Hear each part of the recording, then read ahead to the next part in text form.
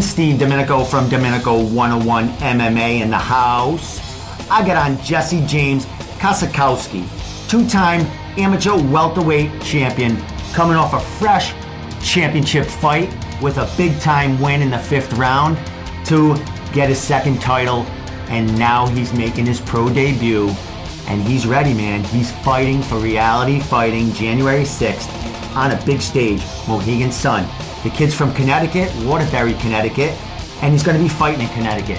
So this place is going to be rocking.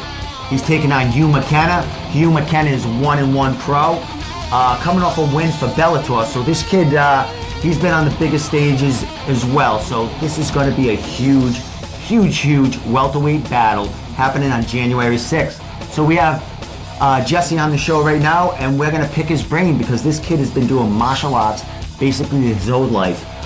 He was an amateur for about a year, went 4-0, 2 titles.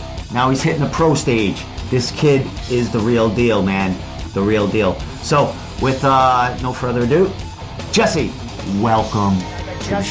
Jesse James Kosakowski on the phone now, a few days out of his debut professional fight for a reality fight, January 6th, Saturday night at Mohegan Sun.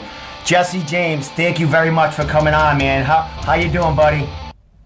Absolutely, man. I'm doing great. Weight cut's going real smooth. Fight time is pretty much soon. It's this Saturday. I got all my friends and family coming up, so I have changed my training to the next level for this. So I am definitely 100% prepared. Excellent. And as you say, training for the next level, and this is a big level for you. You know, you had a very successful amateur career, going 4-0, all submissions, capturing 2 welterweight belts on your way to turning pro, just a few days away. How was the progression? Because I know your dad, who is your main, you know, that's your coach, that's, you know, your main coach there, and who's brought you up on your path. How was the progression? Was this a plan of yours and your dad's, how to you know, bring you along in your amateur career, and then you know, have a plan for when you're turning pro? Well, basically, what happened was I've been training since I was little. Ever since I was little, probably around 9 years old or so, I always wanted to go pro. So I've just been training for that moment. I've been doing grappling tournaments since I was probably 8 years old. I was doing boxing, kickboxing fights under John Carlo or AKBF Fight League. I actually did an MMA match with them too. That was my first MMA match. But my first sanctioned MMA match was under Karen Wesh for Premier FC. So that was my first fight that you were talking about back in July 2016. Yes. But basically, I'm a can now. I mean, I've been training so long that I already had a lot of the whole grappling striking experience. What I basically did is I just got some amateur MMA experience doing some amateur fights, get comfortable in the cage, because obviously if you're not comfortable, you don't get the same kind of feel in a professional fight. So I had to get comfortable, get some amateur experience, and now I'm feeling very much ready for the pro games. Working a lot of elbows, knees to the head. The whole game kind of switches. If that'd probably be the biggest change that I'm seeing really happen. But definitely doing really good. Excellent. Now you're coming off like I just said, you took 2 belts, 2 welterweight belts, one in actually New York. Mm-hmm. One in New York. You went to New York for that. Then you fought Pat Casey back up at Premier, where you got your start, to challenge him for his welterweight belt. And you went in there with a 5-round war with Pat, and you basically choked him out. And halfway through the 5th round, you dug deep. Was that fight, going into that fight, was that going to be the meter if you were turning pro for your next fighter after that? Or did you just after your performance, coming away from two opponents with combined records of 15-5, which is a big beast you're fighting. Did you decide after the fight, hey, it's time to go pro? Or were you, before that, going into that fight, you and your dad talk about, after this fight, that's when we're going pro, no matter what? See, basically what happened is we knew that we were ready for the pro games. I mean, I said back in July, I really believe I'm the best 170 amateur fighter in New England. I even put a post up about it. And I knew that I was ready for pro, but I said I wanted to get at least one more big fight in. What's a bigger fight than Pat Casey? You know what I mean?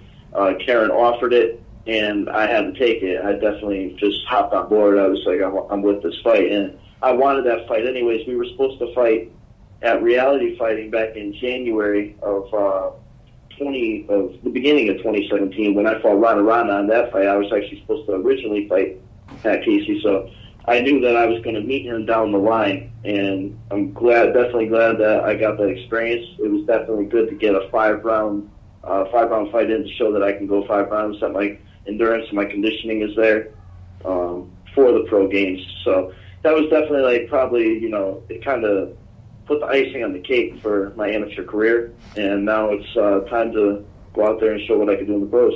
Excellent, my friend. Well, 4 wins, all submissions. Coming, your last 2 submissions were chokes. You talked about how you've been grappling since you were a kid, and it shows off with all your your submissions. But your dad, who your main trainer, I would imagine from when you were a kid, he's a Filipino martial artist. But does he have a grappling background also?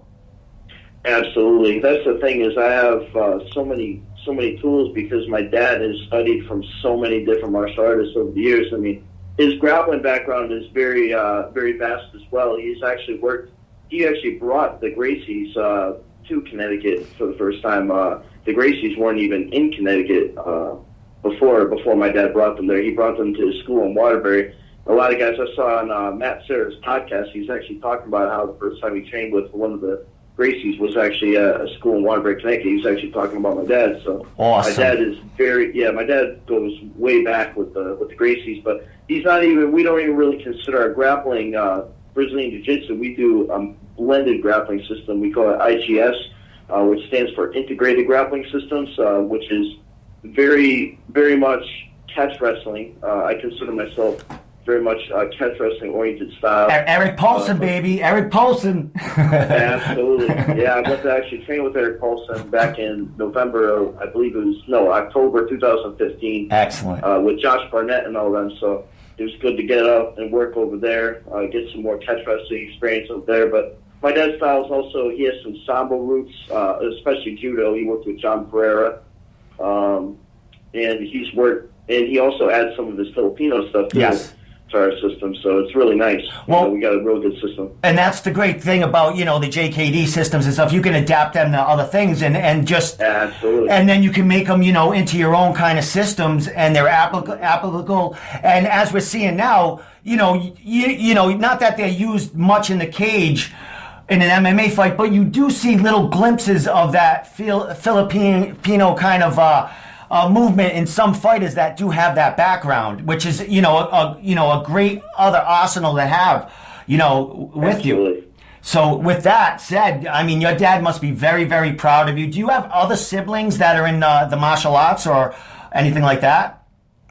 My brother, he was doing it when he was little, but he didn't really like the fighting that much. He wasn't really into it, so he doesn't do it. My sister actually used to do it too. She was actually really good at it too. She used to tap all the boys and stuff all the time in the kids class and everything. She was actually pretty good, but she's grown now. She's got a kid. She's got a job. She doesn't have much time to be able to train like that. But I'm pretty much the one who really is carrying on the torch. I'm going out there and I'm doing my training every day, twice a day. Pretty much that's it. I'm just working towards one goal, and that's make it to the UFC, Bellator, whatever, to get to the main stage, Yeah, you're on your way, man. You're fighting, you did fight for Reality before, but you were amateur then. Now you're on a big stage. You're fighting, Hugh McKenna, he's a 1-1 pro, and he's coming off a win for Bellator. So this is a big, not only is it your pro debut, fighting in your home state, not too far from your home, which you're going to have a lot of huge fan base there. You're going to be fighting, a Bellator, a dude that just won at Bellator, and he's fairly a new pro himself. So how do you feel about going against Hugh and this matchup that Reality got for you? Well, he's definitely by no means no slouch. He's a very accomplished wrestler. As far as what I can see with his style, he's very composed. he walks the person down, gets them to the cage, takes them down. That's pretty much every fight. So I'm just going to go in there, just like I always do, and just play my fight. That's all I can really do is you go out there and you do your fight. Don't do his fight, do your fight. So that's what I'm trying to do. I'm going to go out there and just do my thing, use my footwork, use my jab, and I don't see him being able to get in on me. So nice. My tools, I have too many tools for him. I don't think he's going to be able to have the same striking experience.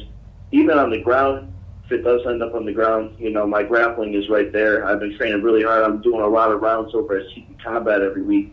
I go down to CT Combat, work with Carlos Correa, Kurt Chase Patrick, and a bunch of those guys. So I'm doing a lot of wrestling work over there. Dan Dubuque too, working with Dan Dubuque over there. Yeah, great names. He's actually, I wish he was fighting still on the reality card. I heard it got canceled. Yeah, he's had tough luck. Yeah. I mean, not his fault. He got injured once, but he's had 2 or 3 matchups fall out for that kid. So, something will show up for him because he's a great fighter and he's ready to go. So lots of cards coming up for him. So, I'll be talking to that kid. You'll be seeing me down the line. I'll be hitting one of those camps, around your area because you're training with a bunch of beasts. I mean, your FAA affiliate, your main camp. You got Nick Newell, you got Justin Sumter, Steve Morrell, who's actually fighting on the card with you. Any other training partners around the area that are going to be either grappling on this card or making an amateur fight?